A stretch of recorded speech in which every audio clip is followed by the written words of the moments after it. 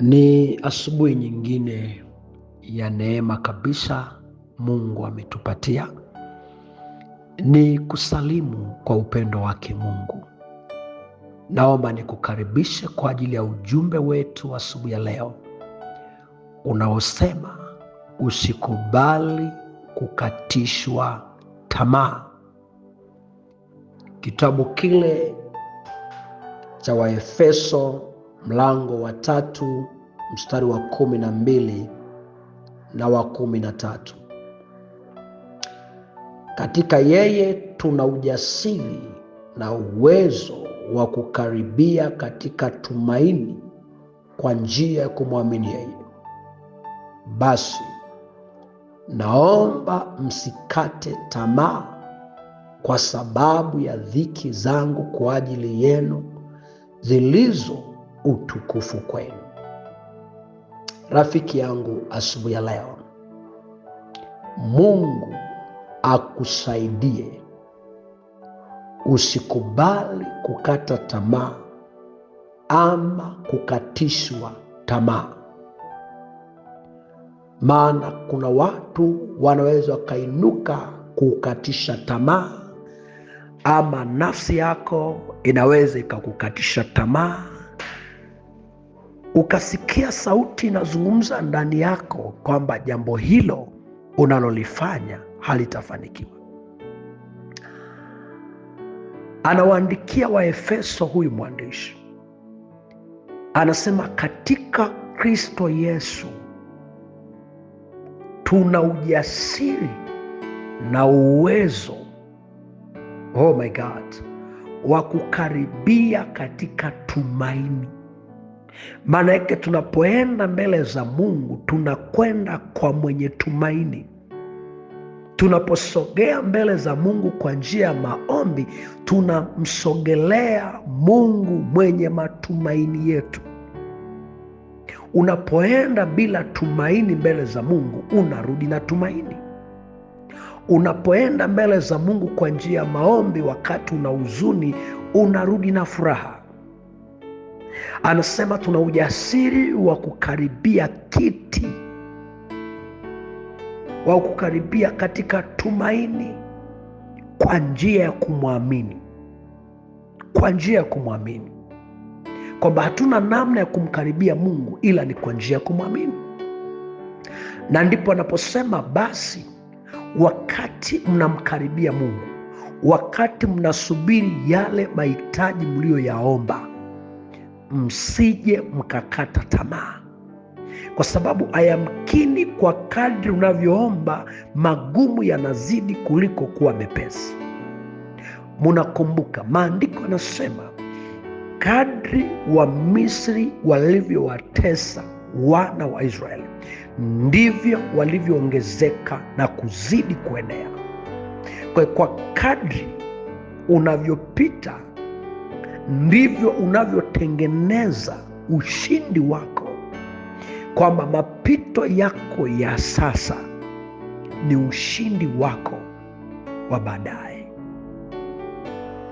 Lakini ili ufikie kwenye ushindi ni kutokubali kukata tamaa ama kukatishwa tamaa kwa namna yoyote. Ukiangalia kitabu cha Samuel wa kwanza mlango 17 mstari wa 32 na kuendelea, ile 32 maandiko anasema Daudi akamwambia Sauli asizimie moyo mtu yoyote kwa ajili ya huyo. Mimi mtumishi wako nitakwenda kupigana na Mfilisti huyu. Daudi alikatishwa tamaa, lakini anasimama anamwambia Sauli ili tushinde asizimie mtu moyo yote. Sikiliza mpendwa, asubuhi ya leo, ayamkini kuna vitu vinavyokuzimisha moyo. Wamezimisha maono yako, wamezima ndoto yako, lakini usikate tamaa. Usikate tamaa. Daudi anasema, nafsi yangu, kwa nini kuinama? Inuka, kwa sababu siku moja utakuja kumsifu Mungu aliye hai.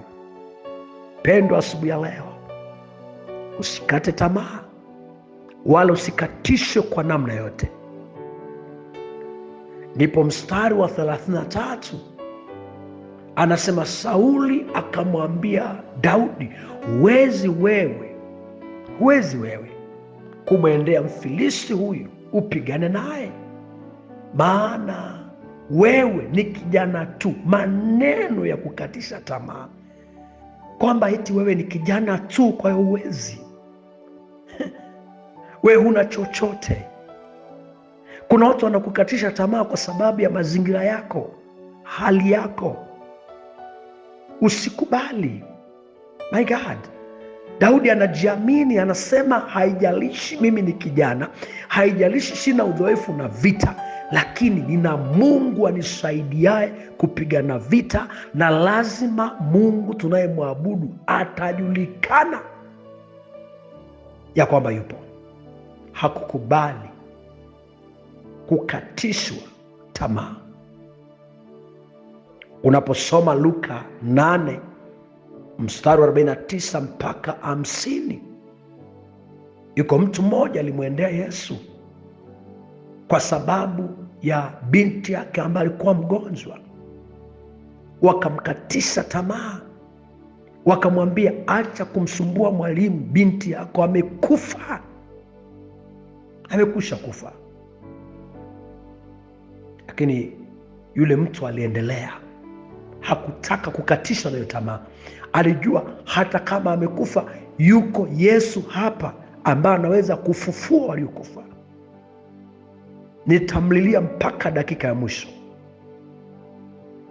Na ni kweli. Mstari wa 50 anasema, lakini Yesu aliposikia akamjibu, usiwe na hofu, amini tu naye atapona. Asubuhi ya leo mpendwa, amini tu. Haijalishi wameongea mangapi kwako, haijalishi wamekukatisha tamaa kwa namna gani, lakini amini. Haijalishi wamekusukuma kiwango gani ili usiinuke, lakini Mungu atakuinua. Barikiwa asubuhi ya leo. Wacha niombe. Mungu Baba, katika jina la Yesu,